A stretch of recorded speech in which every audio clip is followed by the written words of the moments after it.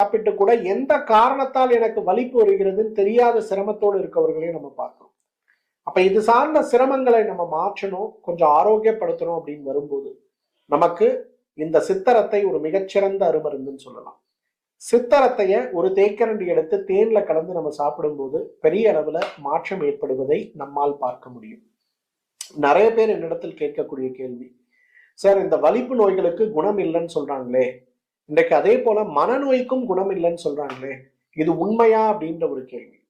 உடலில் இருக்கக்கூடிய வாதத்தையும் பித்தத்தையும் சீராக வைக்கக்கூடிய அளவுக்கு நம்முடைய வாழ்வியல் முறையும் நம்முடைய உணவு முறைகளும் நம்முடைய பயிற்சிகளும் நம்முடைய முயற்சிகளும் இருக்குமே ஆகின இன்றைக்கு நிறைய நோய்களை கட்டுப்படுத்த குணப்படுத்த இறைவனும் இயற்கையும் நமக்கு உதவி செய்ய தயார் அப்படிங்கிறது தான் நம்முடைய ஒரு பதில்.